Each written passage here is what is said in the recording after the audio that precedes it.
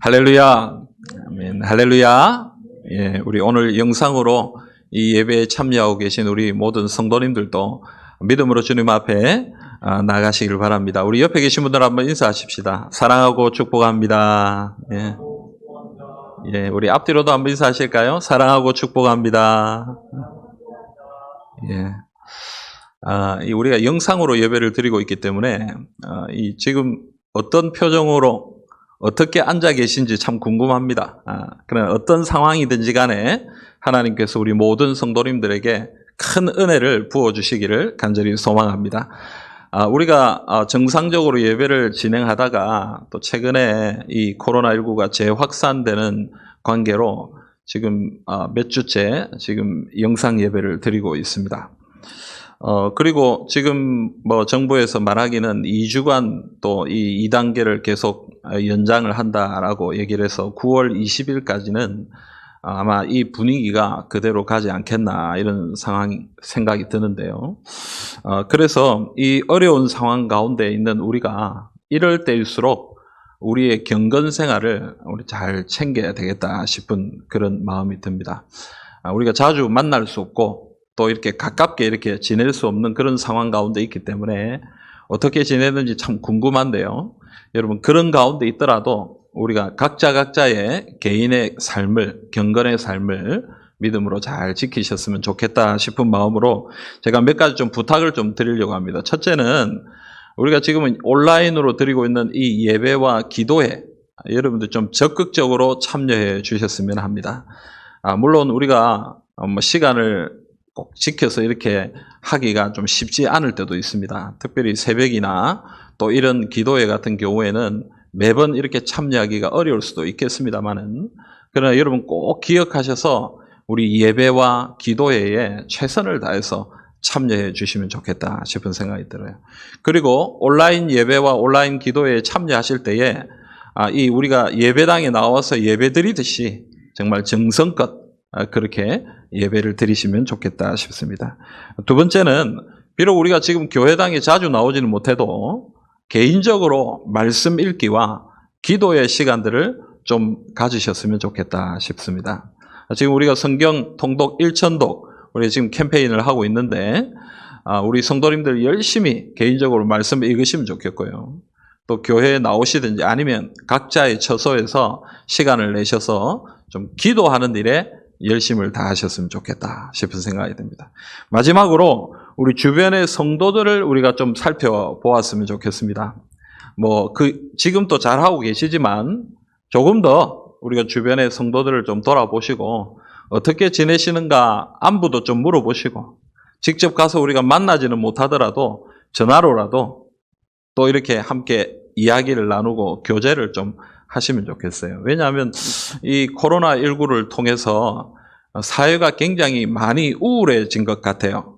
길을 보면 사람을 만나도 말 한마디 안 하고 또 이렇게 사람을 만날 수도 없는 그런 상황이 지속이 되다 보니까 사람들의 마음이 이렇게 많이 다운되어 있고 좀 우울한 마음들이 많이 있는 것 같다라는 생각이 듭니다. 그래서 여러분 우리가 서로를 좀 돌아보고 서로를 위해 격려해주고 위로해주고 또 안부도 전하고 또 기도도 해주는 그런 시간들을 좀 가지셨으면 좋겠다 싶습니다.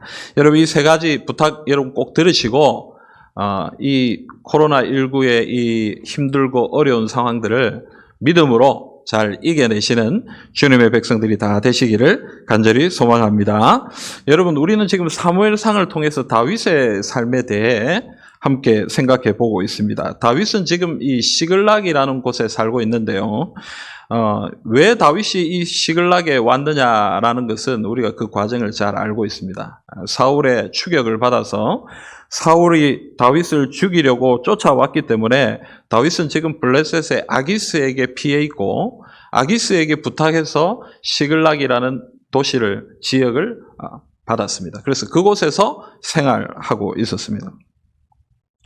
근데 오늘 우리가 읽은 말씀을 보면 그 가운데 이 시글락이라는 곳에서 어려운 일이 일어난 것을 보게 됩니다. 이스라엘의 왕이 되기 위해 사무엘로부터 기름 부음을 받은 다윗은 그때부터 참 험난한 삶을 살았습니다. 사울의 미움을 받고 쫓겨다녀야만 했고 자신의 고향, 자신의 가족들과 함께 지내지도 못하면서 그냥 이리저리 떠돌아다니는 삶을 살 수밖에 없었습니다. 그래서 다윗의 삶은 한마디로 말하면 뭐라고 얘기할 수 있겠습니까? 광야의 삶이다, 이렇게 얘기할 수 있겠습니다. 마치 이스라엘 백성들이 40년 동안 그 광야를 이리저리 방황하며 다녔던 것처럼 다윗도 그렇게 광야를 이리저리 다니는 그런 험난한 삶을 살았다라는 것이죠. 근데 여러분, 지난번에도 제가 이 광야에 대한 설교를 했습니다만은 이 하나님께서 주시는 광야는 고생만 하는 광야가 아닙니다. 물론 고통이 있고 어려움이 있지만 그러나 또 무엇이 있습니까? 하나님께서 주시는 은혜가, 하나님께서 주시는 능력이 있다라는 것입니다. 교만해서 자기의 힘으로 무언가 해낼 줄 알았던 모세, 그래서 애굽 군사를 때려서 죽이는 그런 사고를 일으켰죠. 그런 모세가 겸손한 하나님의 종이 되었던 곳이 어디입니까? 광야였습니다.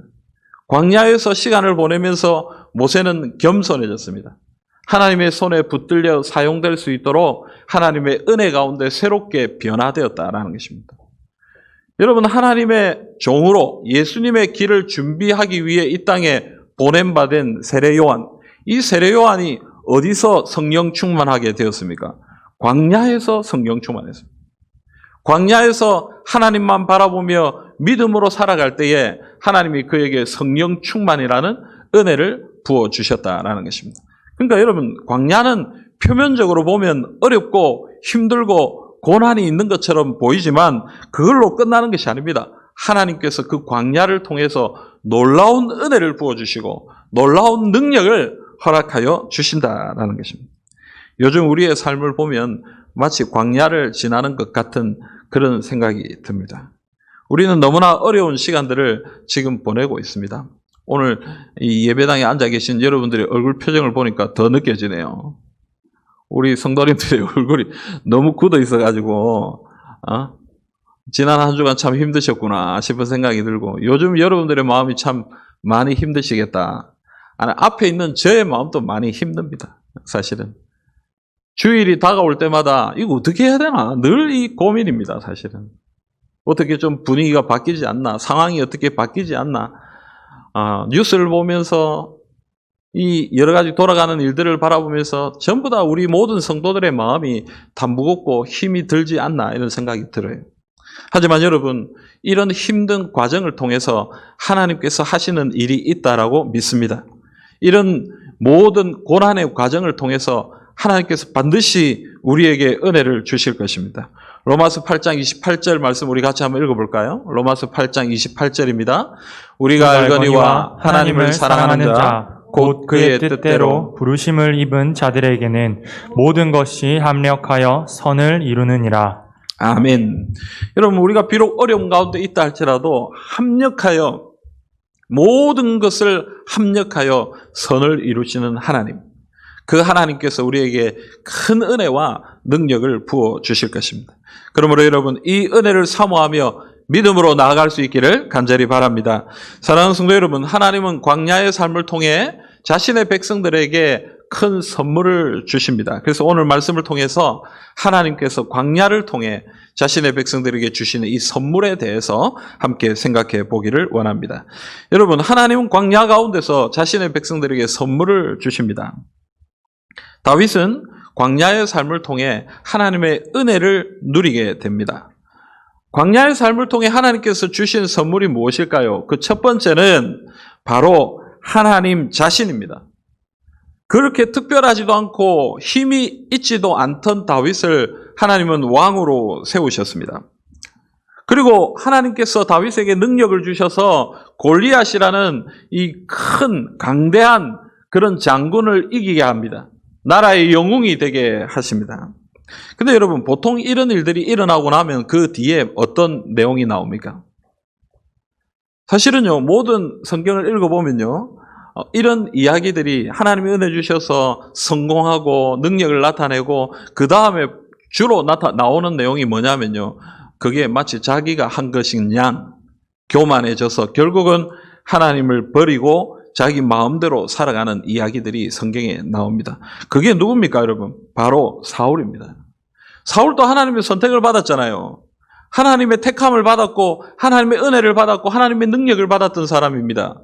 그런데 왕이 되고 보니까 자기에게 권세가 있고 자기에게 능력이 있으니까 그때부터 내가 뭘 하는가 싶어서 하나님을 저버리고 자기 뜻대로 자기 생각대로 살아가기 시작했다라는 것입니다. 교만해졌습니다. 하나님보다 자신이 앞서 일을 행하기 시작했습니다. 결국 어떻게 됩니까? 하나님으로부터 버림을 받고 다윗이 새로운 왕으로 세움을 받는 그런 일들이 성경 가운데 나타나게 되는 것입니다. 근데 여러분, 다윗은 그런 일이 있기 전에 어디로 가게 됩니까? 광야로 가게 됩니다. 사울의 미움을 받아 광야로 가게 됩니다. 그곳에서 광야의 삶을 살면서 다윗은 한 가지 사실을 깨닫게 됩니다. 그게 뭡니까?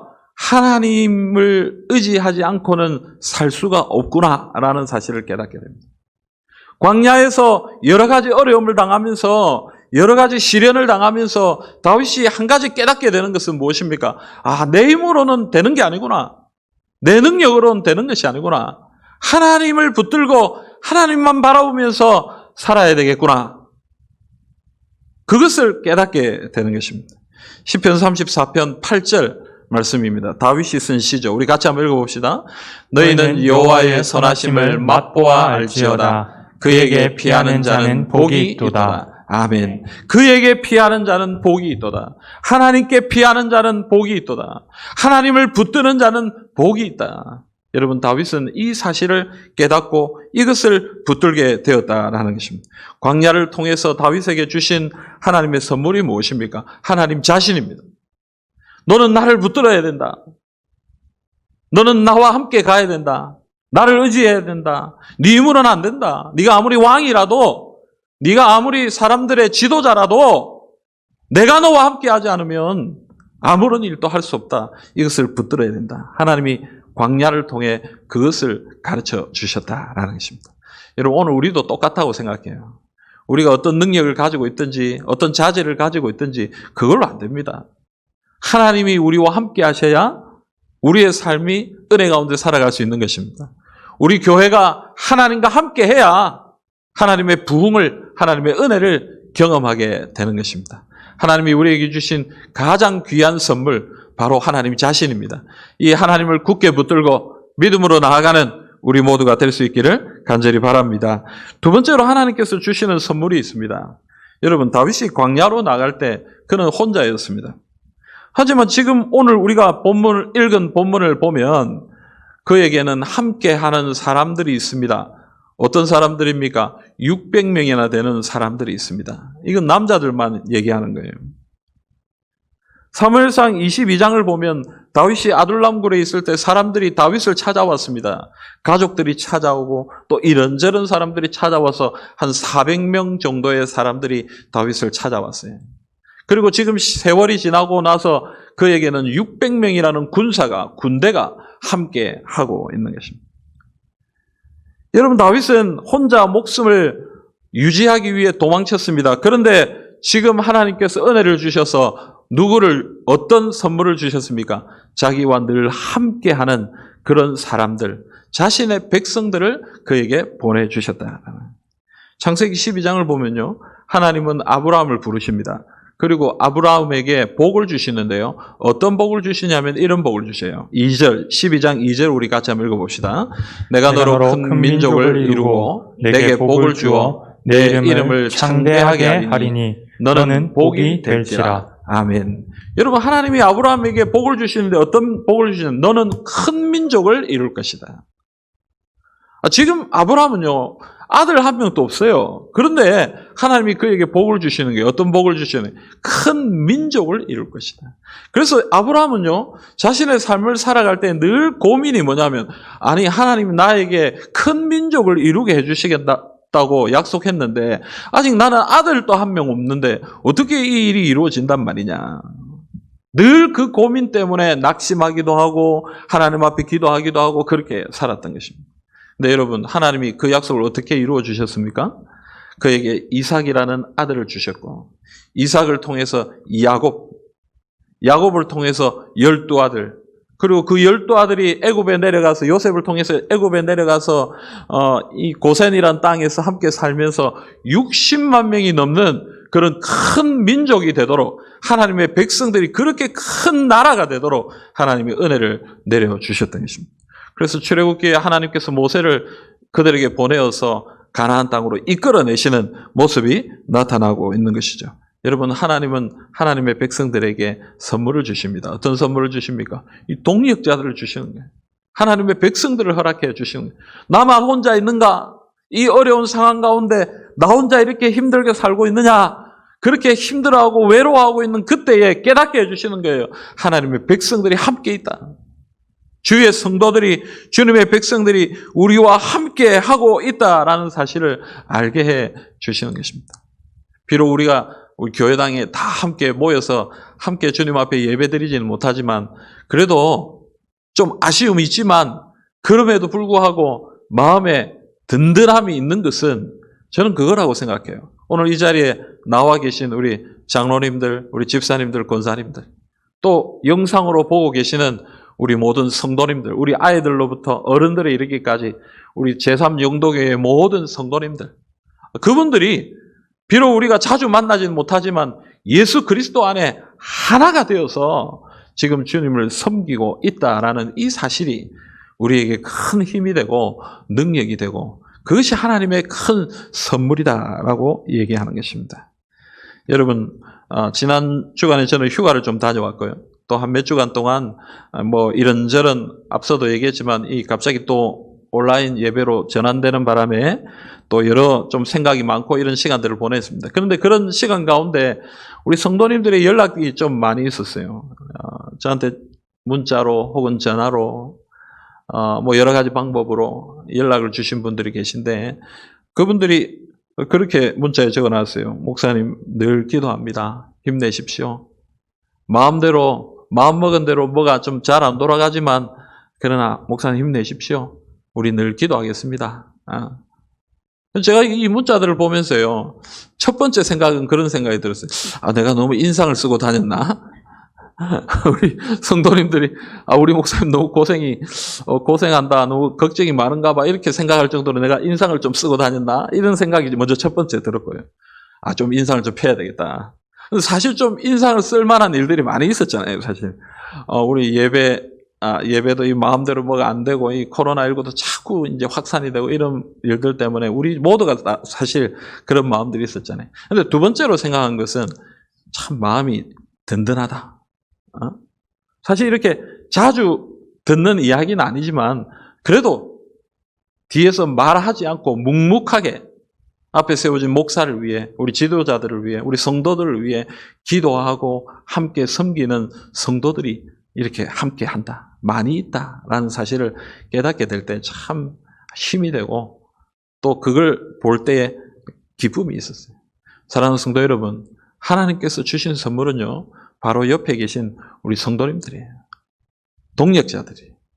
우리 교회에 함께한 모든 주님의 백성들, 아니 우리 제3영도교회뿐만 아니라 이 땅의 모든 성도들, 하나님의 백성들, 주님이 세워주신 그분들이 하나님의 선물이라는 사실을 여러분 꼭 기억하시고 그 성도님들과 함께 믿음으로 주님 앞에 나아갈 수 있기를 간절히 소망합니다.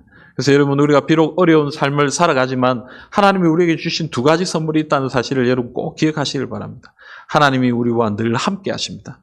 그리고 믿음의 동력자들이 우리 가운데 늘 있습니다. 이 두 가지 사실을 여러분 꼭 기억하시고 믿음으로 주님 앞에 담대히 나아가시기를 바랍니다.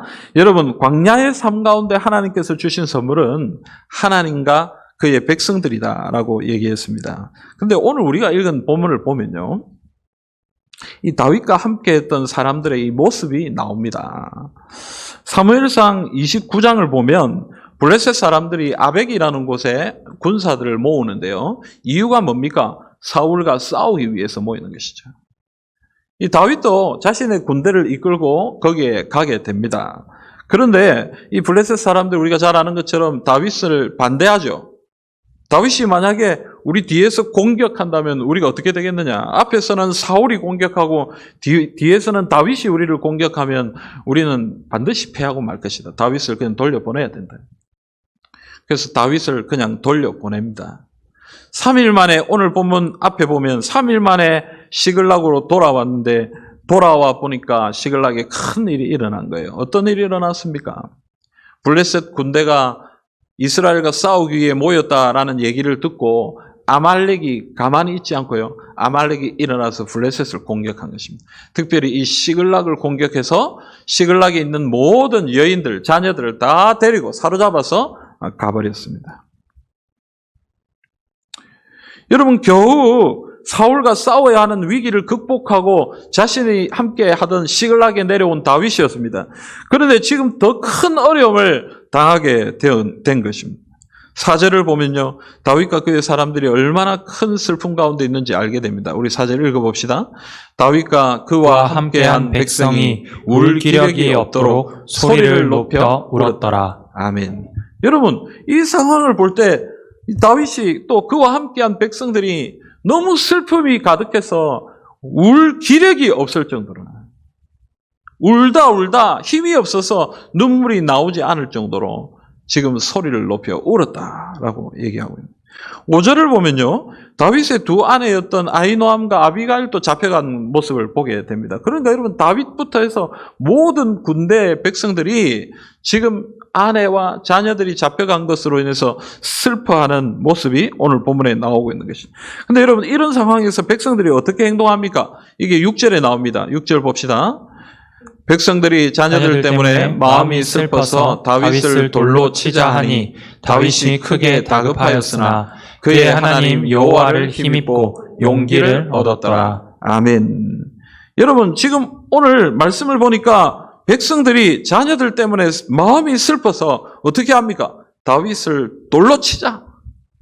그래서 다윗을 돌로 쳐서 죽이려고 하는 모습이 오늘 본문에 나오고 있습니다. 그래서 다윗이 어떠했다고 얘기합니까? 다급했다. 오늘 이 다급했다라는 이 본문은요, 이 모든 것이 막혀서 답답하고 급한 그런 상황을 이야기하는 것입니다. 여러분, 사람들이 다윗을 둘러싸고 죽이려고 하니까 그런 위기 가운데 다윗이 매우 답답한 그런 다급한 상황 가운데 처하게 된 것입니다. 여러분, 다윗은 10년의 망명 생활을 지금 지내고 있어요.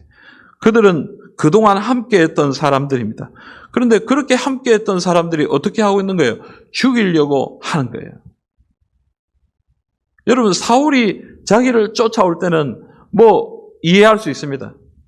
그렇지 않아요? 내가 이제 앞으로 왕이 될 사람이니까 이 사울이 나를 없애려고 하는구나 하고 이해할 수 있어요.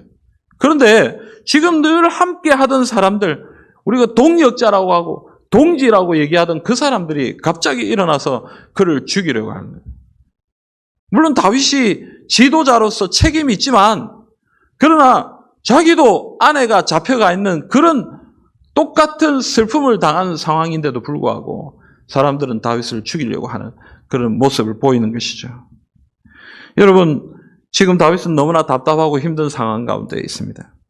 여러분, 오늘 이 본문을 통해서 우리가 깨닫게 되는 것은 무엇입니까? 사람의 연약함입니다. 사람의 완악함입니다. 앞서 제가 하나님이 주신 선물이 동역자들이라고 얘기했는데, 이 동역자들이 한꺼번에 한순간에 뭐가 되었습니까? 적이 되고 미움의 대상이 되고 서로 죽이려고 하고 서로 공격하는 모습을 보이고 있다는 것이죠. 여러분, 인생은 참 연약합니다. 완악합니다. 우리는 참 부족한 것 같아요. 오늘 이들의 모습을 통해 다시 한번 그것을 깨닫게 됩니다. 하나님의 백성들이라고 하는, 다윗의 백성들이라고 하는 그들도 이런 연약한 모습을, 완악한 모습을 보여주고 있는 것입니다. 여러분, 코로나19가 계속되고 있는 가운데 참 우리가 마음이 참 힘들죠. 왜 힘듭니까?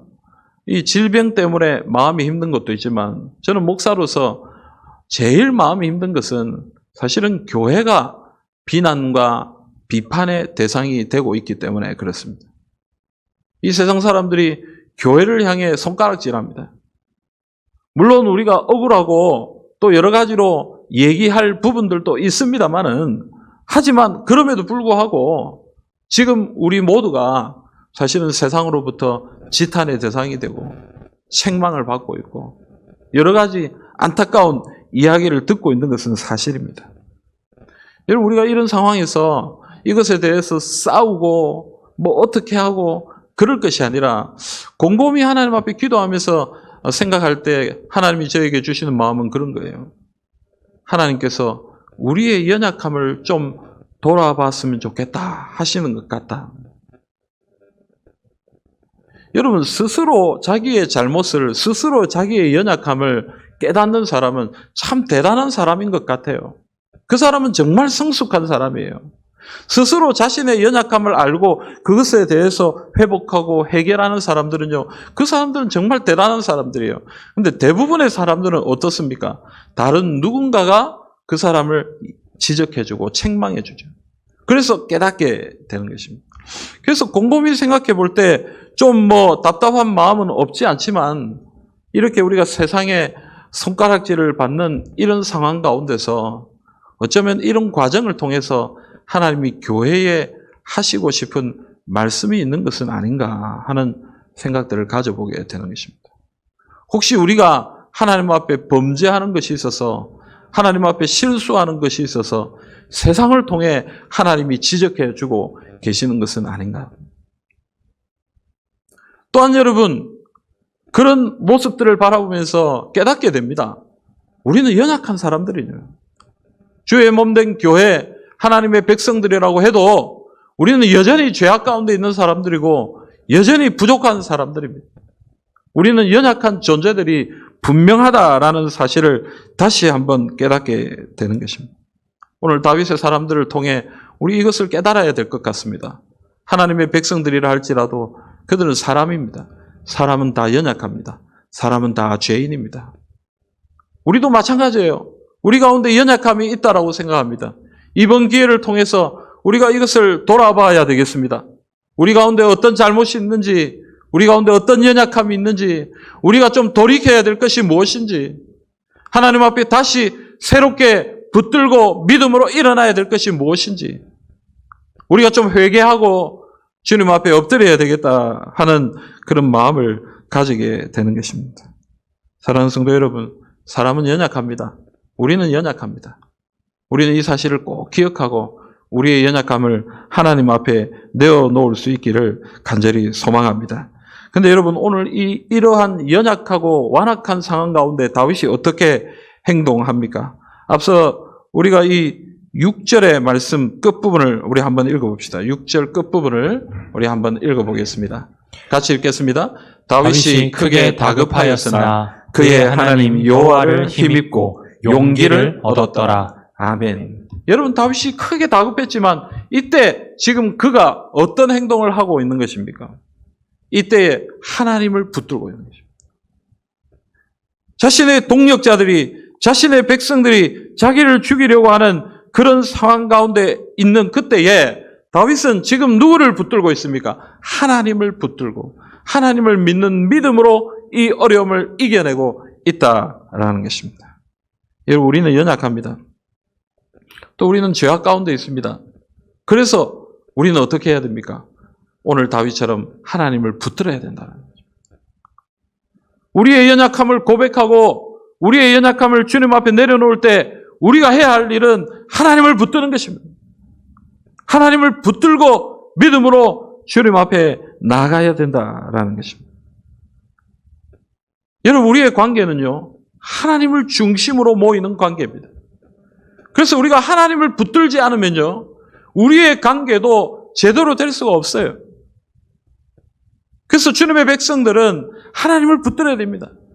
우리의 연약함을 다 주님 앞에 내려놓고 주의 은혜를 사모하며 붙들고 믿음으로 나아갈 때에 하나님이 우리의 주인이 되시고 우리 공동체를 지켜주시고 보호하시고 인도하실 때에 주님의 교회는, 주님의 백성들은 바른 삶을 바르게 살아가게 된다라는 것입니다. 그래서 오늘 다윗이 하나님을 붙들고 있는 거예요. 오늘 우리에게도 이 믿음이 필요하다고 생각합니다. 하나님을 붙들어야 돼요. 하나님을 의지해야 됩니다. 오직 하나님 앞에 나아가 하나님의 은혜를 간구해야 합니다. 우리는 연약합니다. 이 연약함을 그대로 고백하고 우리는 연약하지만 주의 은혜로 우리를 좀 회복시켜 주십시오. 우리를 좀 도와주십시오. 하나님 우리를 새롭게 해 주시옵소서. 라고 주님 앞에 엎드릴 때에 주님이 우리를 붙들어 주시고 우리 가운데 새로운 일들을 이루어 주신다라는 것입니다. 사랑하는 성도 여러분, 하나님을 붙들어야 되겠습니다. 우리의 연약함을 주님 앞에 내려놓고 하나님을 붙들어야 되겠습니다. 오늘 말씀 이후에 나오는 사무엘상 30장 8절 말씀 우리 한번 보십시다. 사무엘상 30장 8절 우리 같이 읽겠습니다. 다윗이 여호와께 묻자와 이르되 내가 이 군대를 추격하면 따라잡겠나이까 하니 여호와께서 그에게 대답하시되 그를 쫓아가라. 내가 반드시 따라잡고 도로 찾으리라. 아멘. 여러분 다윗이 하나님께 묻자와 이르되 여러분 지난날 다윗이 하나님께 물어보던 그런 시간들이 있었는데요. 사실은 오늘 본문을 보면 이 블레셋 땅에 들어온 이후부터는 다윗이 하나님께 묻는다라는 표현이 안 나옵니다. 아기스에게 내려간 그때로부터 사실은 하나님께 묻는다라는 표현들이 잘 안 나와요. 그런데 이 어려움을 당하는 이 순간 다윗이 하나님께 묻고 있습니다. 하나님 어떻게 해야 되겠습니까? 우리가 이 군대를 쫓아가도 되겠습니까? 쫓아가면 우리 자녀들, 우리 아내들을 구해 올 수 있겠습니까? 여러분 다윗이 정신을 차린 것이죠. 다윗이 정신을 차리고 누구를 붙드는 것입니까? 하나님을 붙드는 것입니다. 지금까지 그냥 적절하게 자기 생각대로 이렇게 움직여왔던 그런 상황들이라면 이제부터는 누구를 붙들고 믿음으로 나아가고 있는 것입니까? 하나님을 붙들고 하나님 어떻게 해야 되겠습니까? 이 어려운 상황 가운데 우리가 어떻게 해야 되겠습니까? 하고 주님 앞에 간구하고 있는 모습이 말씀에 나오고 있다는 것입니다. 사랑하는 성도 여러분, 우리가 해야 할 일이 바로 이거라고 생각합니다. 참 갈팡질팡하는 상황과 형편입니다. 뭐 어떻게 해야 할지 또 어떻게 할 방법도 없는 그런 상황입니다. 하지만 하나님 우리에게 말씀하시는 거예요. 하나님 의지하라. 하나님 앞에 나와 엎드리라. 하나님 앞에 기도하라. 여러분 지금이 기도할 때입니다. 지금이 하나님을 붙들 때입니다. 우리가 어렵고 힘든 이 상황을 지나면서 어렵다 힘들다 말만 할 것이 아니라 지금 하나님을 붙들어야 합니다. 우리는 연약합니다. 이 일을 해결할 힘과 능력이 우리에게 없습니다. 우리는 너무 죄악 가운데 있습니다. 그래서 주님을 붙들어야 합니다. 하나님 앞에 엎드려야 하는 것입니다. 하나님 앞에 기도해야 하는 것입니다. 조국의 교회는 항상 그랬습니다. 위기가 있을 때마다 기도했습니다. 일제시대 때 하나님의 백성들이 주님 앞에 기도했습니다. 6.25 전쟁 때 하나님의 백성들이 주님 앞에 기도했습니다. 오늘 이 시대에 이 땅에 어려움을 당하고 있습니다. 더 나아가서 신앙의 어려움을 당하고 있습니다. 이때 우리가 뭐 해야 되겠습니까? 하나님 앞에 기도해야 하는 것입니다. 싸우고 분열하고 논쟁하고 이런저런 말들로 뭐 싸우는 그런 것이 필요한 것이 아니고요. 지금은 하나님 앞에 기도해야 하는 것입니다. 엎드려야 되는 것입니다.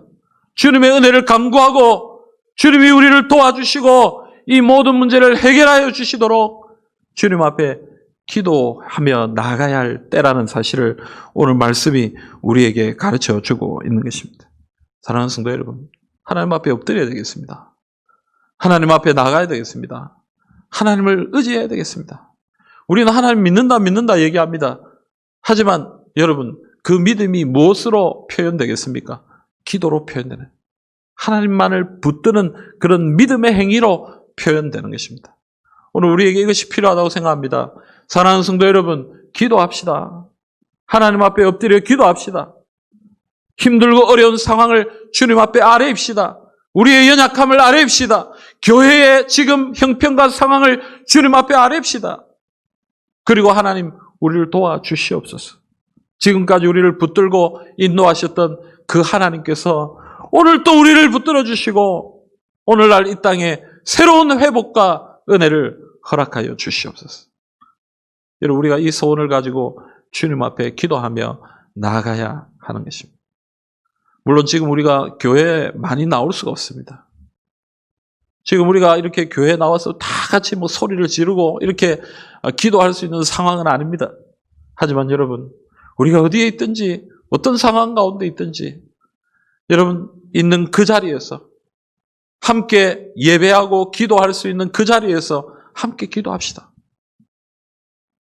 그럴 때에 하나님이 우리의 기도를 들으시고 우리의 하나님 앞에 부르짖는 소리를 들으시고 응답하시고 주의 구원의 역사를, 주의 구원의 능력을 이 땅에 부어주실 줄 믿습니다. 사랑하는 성도 여러분, 하나님 의지해야 됩니다. 오직 하나님만 붙들어야 합니다. 이 사실을 꼭 기억하시고 주님만 붙들고 믿음으로 주께 나아가는 주님의 백성들이 다 되시기를 주님의 이름으로 기원합니다. 사랑하는 성도 여러분, 다윗의 이야기를 통해서 우리가 깨닫게 되는 것은 우리의 연약함입니다. 사람의 연약함입니다. 다윗은 참 대단한 사람 같았는데 이 말씀을 깨달아가면 깨달아갈수록 다윗도 사람이구나라는 것을 깨닫게 됩니다. 다윗과 함께 했던 사람들도 연약한 사람들이구나라는 것을 알게 됩니다. 그래서 하나님이 필요한 것입니다. 그래서 하나님의 은혜가 필요한 것입니다. 오늘 우리도 부족합니다. 세상에 많은 사람들이 교회를 향해 손가락질합니다. 이기적이라고 얘기합니다. 여러 가지 죄악들을 이야기합니다. 부정들을 이야기합니다. 부인할 수 없는 연약함들이 우리에게 있는 것 같습니다. 하지만 여러분, 그래서 주님의 은혜가 필요한 것 같습니다. 우리가 부족하기 때문에 하나님의 은혜가 필요한 것이죠.